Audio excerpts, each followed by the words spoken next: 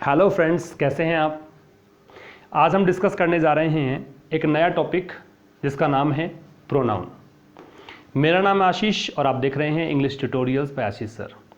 इस टॉपिक में भी हम डिस्कस करेंगे एज यूजुअल वो जो बिंदु जो कि इम्पोर्टेंस रखते हैं, वो पॉइंट्स जो कि एग्जाम में आने की संभावना रखते हैं, और मैं क्वेश्चंस की मदद से आपको बताऊंगा कि किस प्रकार से आपको वो क्वेश्चंस सोल्व करने हैं।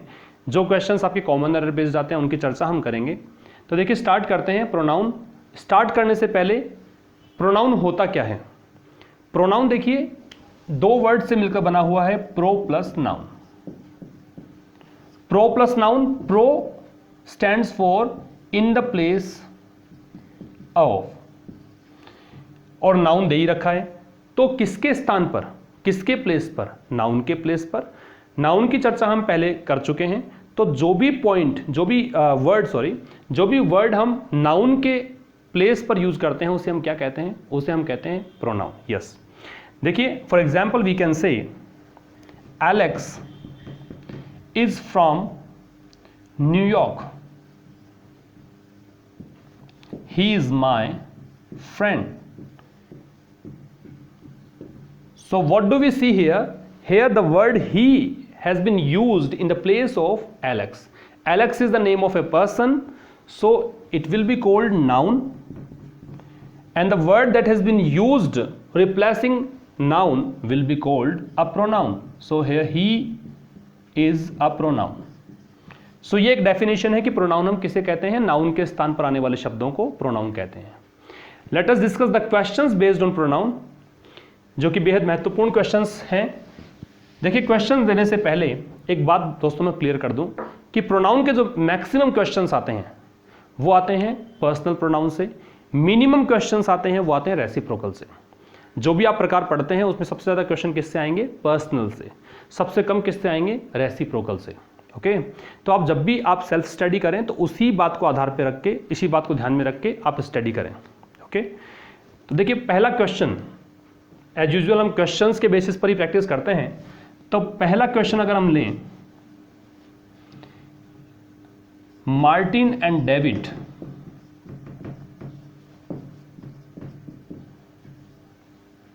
Help one another. ये हमने कहा कि नंबर 1, ये number 2, number 3 and last one number 4, no error. देखिए दोस्तों, ये जो क्वेश्चन है वो रेसिप्रोकल प्रोनाउन का पार्ट है। रेसिप्रोकल प्रोनाउन में हम क्या पढ़ते हैं कि उसके दो पार्ट होते हैं, ईच अदर और वन अनदर। कौन कौन से दो पार्ट, एक होता है ईच अदर, दूसरा कौन सा, वन अनदर। ईच अदर का प्रयोग हम कितने के लिए करते हैं, हम करते हैं दो के लिए। Whenever we talk about two persons then we use each other, and whenever we talk about more than two persons then we use one another instead of each other. okay, so यहाँ पे आप देख सकते हैं कि बात कितनों की चल रही है, दो की बात कर रहे हैं अपन, एक मार्टिन है और एक डेविड है। ओके, तो यहाँ किसका यूज होना चाहिए था, यहाँ यूज होना चाहिए था ईच अदर का। तो ये गलत हुआ निश्चित रूप से, क्योंकि हमने यूज कौन सा किया, वन अनदर। बहुत आसान है और रेसिप्रोकल से ये एकमात्र क्वेश्चन एग्जाम में आपसे पूछते हैं। ओके, अब देखिए बात क्या है, मैंने ये क्वेश्चन इसलिए इन्वॉल्व किया कि इंपॉर्टेंस तो है इसकी, लेकिन हम एक शॉर्ट ट्रिक बेस पे भी इसको याद कर सकते हैं। देखिए दोस्तों, ईच अदर में यदि आप लेटर्स की संख्या काउंट करते हैं तो आप पाते हैं कि इसमें लेटर्स की संख्या, अक्षरों की संख्या कितनी है, 9। ओके, तो यहां तो संख्या है 9 और वन अदर में संख्या आप पाएंगे 10। आप काउंट कर लीजिएगा, ईच अदर में 9 है और वन अनदर में लेटर्स की संख्या कितनी है, 10। जो कम संख्या है वो किसके लिए आएगा, कम के लिए, और दो से अधिक में कम क्या, 2। इसलिए ही ईच अदर का प्रयोग हम करते हैं 2 के लिए और ये करते हैं 2 से अधिक के लिए। इस ट्रिक से आप याद कर सकते हैं, आप कंफ्यूज नहीं होंगे एग्जाम्स में। दूसरा क्वेश्चन हम लेते हैं, one should be honest to his word in all situations. One should be honest to his word in all situations. अब मैं ये कहूं कि ये नंबर 1 ये number 2, number 3 and no error number 4। क्या गलती है दोस्तों? आप एक बार वीडियो को पॉज करके सॉल्व करने की कोशिश करें। बेहद आसान सा प्रश्न मैंने फिर से लिया है। 1 का जो क्वेश्चन आता है वो इंडेफिनिट प्रोनाउन का पार्ट है, और इंडेफिनिट प्रोनाउन से टाइप जो बनते हैं वो 2 टाइप से क्वेश्चन आते हैं, जिनमें से ज़्यादा महत्वपूर्ण वो मैंने पिक किया है। 1 का क्वेश्चन एग्जाम में देखने को मिलता है। ओके, फ्रीक्वेंटली आज क्वेश्चन में से ये रहता है। 1 का जब भी सेंटेंस के स्टार्ट में, whenever a sentence commences with the help of 1, जब भी सेंटेंस का स्टार्ट किससे हो? 1 से हो, तो हमेशा आप याद रखिए कि सेंटेंस में जो भी प्रोनाउन आएगा वो किसके अकॉर्डिंग आएगा? वो प्रकार आएगा 1 के अकॉर्डिंग। ठीक है, यदि सेंटेंस का स्टार्ट 1 से है तो रिमेनिंग पार्ट में किसके अनुसार? 1 के अनुसार ही प्रोनाउन लगाना है। कंफ्यूज करने के लिए एग्जाम में आपको या तो मिलेगा ही का फॉर्म या फिर किसका मिलेगा? आपको फॉर्म मिलेगा शी का, लेकिन हमें किसका यूज करना है? 1 का। और यहां भी कुछ ऐसा ही है। किसका फॉर्म यूज किया गया है? हिज, जो कि ही का फॉर्म है। हमें किसका फॉर्म यूज करना है? 1 का। हिज पजेसिव एडजेक्टिव है ही का, तो 1 का पजेसिव, क्योंकि यहां पजेसिव की ही आवश्यकता है, तो आप किसका फॉर्म यूज करेंगे? 1 का। तो यहां क्या आना चाहिए था? वंस आना चाहिए था। तो ये आप नोट कर लीजिएगा कि जब भी सेंटेंस का स्टार्ट 1 से होगा तो सेंटेंस के रिमेनिंग पार्ट में आपको केवल और केवल किसके फॉर्म्स होने चाहिए? 1 के ही फॉर्म्स होने चाहिए। किसके नहीं होने चाहिए? ही और शी के फॉर्म्स नहीं मिलने चाहिए। संभवतः समझ में आ गया होगा आपको। तीसरे क्वेश्चन की ओर देखिए, मूव करते हैं अपन।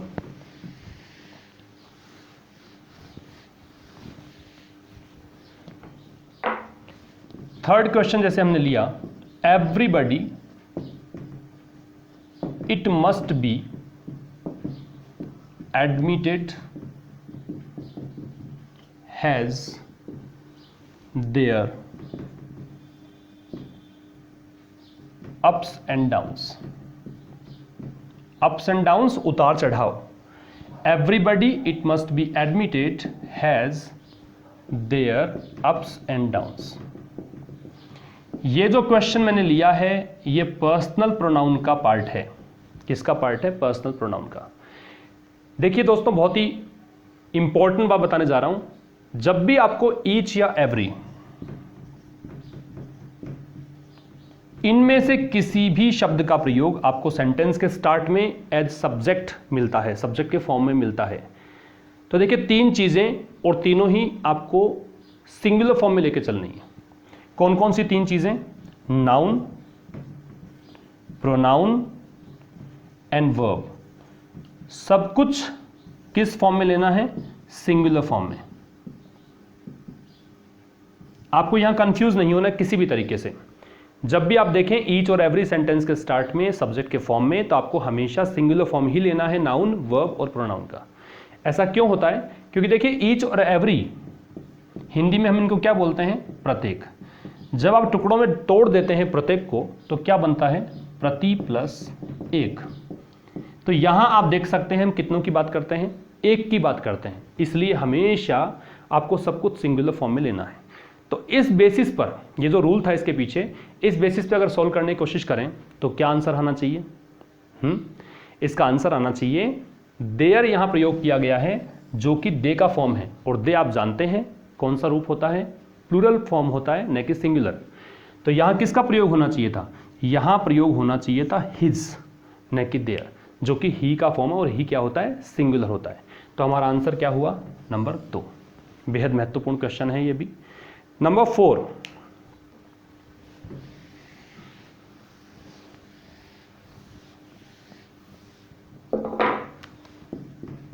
मान लीजिए आपको दे रखा है, ये क्वेश्चन एग्जाम में आया हुआ है, John, I and Hari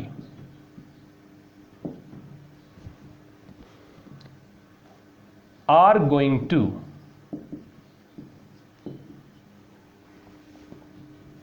Australia. ये लिखा मैंने, John, I and Hari are going to Australia. यहां देखिए ये किया मैंने 1 नंबर, ये किया नंबर 2 और ये किया नंबर 3। ये भी पर्सनल प्रोनाउन का ही पार्ट है दोस्तों। यहां देखिए क्या है, आपको सबसे पहले ये पहचान करनी है कि ये कौन सा पर्सन है। पर्सनल प्रोनाउन में सबसे बड़ी बात कि आप कौन से पर्सन में इसको रखते हैं, फर्स्ट पर्सन, सेकंड, थर्ड, आपने सुना होगा। फर्स्ट पर्सन हमेशा किसको मानना है? अपने आप को। तो मैं हुआ फर्स्ट, जो बोलता है वो first. Right now I am speaking, that is why I will be called first person. आप सुन रहे हैं तो आप कौन सा पर्सन हुए? Second person. जो सुनने वाला होता है वो सेकंड, और जिसकी हम चर्चा करते हैं वो क्या कहलाता है? थर्ड। तो देखिए, आई फर्स्ट पर्सन होगा, यू सेकंड होगा, और he she means whenever we talk about animate objects then we have two options, either he or she, either male or female। और जब इसके प्लूरल की बात करते हैं तो क्या बनता है? दे। और इट किसके लिए आता है? इट आता है नॉन लिविंग और इनएनिमेट ऑब्जेक्ट्स के लिए। तो यहां आप देखिए, जॉन किसी व्यक्ति का नाम है तो थर्ड पर्सन है। वैसे तो ये नाउन है क्योंकि किसी का नाम है, लेकिन हम कौन से पर्सन में रखेंगे? क्योंकि हम डिस्कस करते हैं आपके और मेरे अलावा, तो वो थर्ड पर्सन में ही काउंट होता है। आई कौन सा पर्सन हुआ? फर्स्ट। और हरी यहां पे कौन सा पर्सन हुआ? थर्ड। आपने अगर सुना हो तो तीनों प्रोनाउन फर्स्ट, सेकंड, थर्ड जब भी आप साथ में यूज करें तो एक निश्चित सीक्वेंस फॉलो होता है। Either we have to follow 2 3 1 और वी हैव टू फॉलो 1 2 3। ठीक है, 2 3 1 का रूल हमें कब फॉलो करना पड़ता है? मींस पहले सेकंड, फिर थर्ड और फिर फर्स्ट। ये अरेंजमेंट कब होता है? ये अरेंजमेंट हमें तब लेना है जब आप दिए गए जो प्रोनाउन हैं वो सिंगुलर फॉर्म में लेते हैं, और 1 2 3 हमें तब लेना है जब या तो दिए गए प्रोनाउन प्लूरल फॉर्म में हैं या फिर सेंटेंस में क्राइम और मिस्टेक एक्सेप्टेंस की चर्चा की गई है। जब भी हम बात करते हैं अपराध या गलती के स्वीकार होने की, या फिर हम बात करते हैं प्लूरल होने की, तब तो 1 2 3 को फॉलो करना होता है। यदि सिंगुलर फॉर्म में है तो 2 3 1। देखिए, जॉन किसी एक व्यक्ति का नाम है, सिंगुलर है। हरी एक व्यक्ति का नाम है, सिंगुलर है। आई सिंगुलर है, आई का प्लूरल हम क्या बनाते हैं? वी बनाते हैं। तो इस दृष्टिकोण से जो सीक्वेंस हमें फॉलो करना है वो 2 3 1 का फॉलो करना है। और यहां आप देख रहे हैं कि 2 नंबर मीन सेकंड पर्सन का यूज यहां पे नहीं हुआ है। तो अगर सेकंड पर्सन इस कंडीशन में नहीं होगा तो हमें क्या फॉलो करना पड़ेगा? 3 और 1। इस दृष्टिकोण से आप देखिए, क्या 3 और 1 का सीक्वेंस है? 3 1 एब्सोल्युटली यहाँ पे है, लेकिन यहाँ पे अपन ने फिर से थर्ड पर्सन को रिपीट किया हुआ है। इसलिए आप नंबर 1 में गलती करेंगे, आप हरी को शिफ्ट करेंगे जॉन के पास। जॉन, हरी एंड आई, तो 3 नंबर होगा नंबर पहले पे। उसके बाद आपको शिफ्ट करना पड़ेगा, प्लेस करना पड़ेगा आई को। तो ये सीक्वेंस बेस्ड क्वेश्चन भी आता है, it is also very much important. अब आगे हम बात करें नंबर 5 की।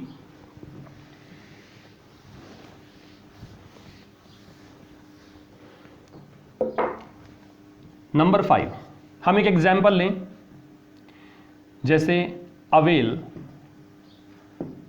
Of the full range of hotel facilities. Avail का मतलब दोस्तों होता है लाभ उठाना। यहां ये नंबर 1, ये नंबर 2, ये number 3।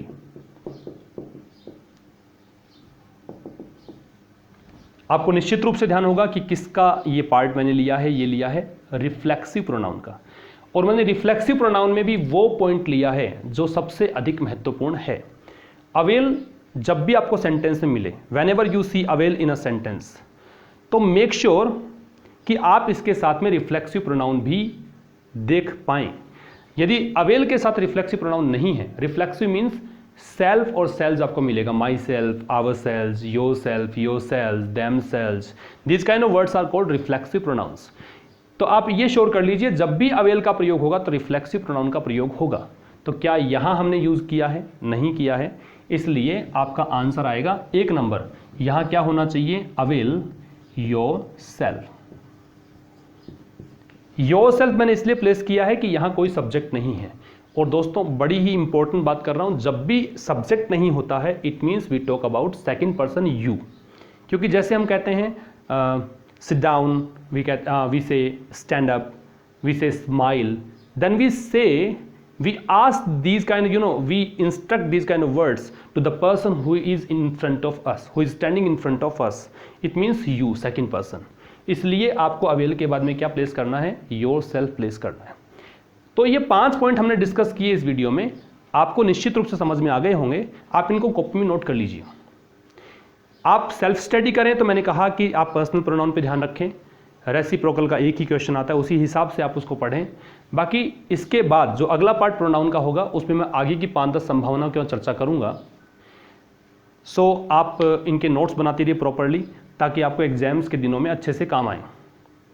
Okay, so keep watching, keep supporting and keep working hard.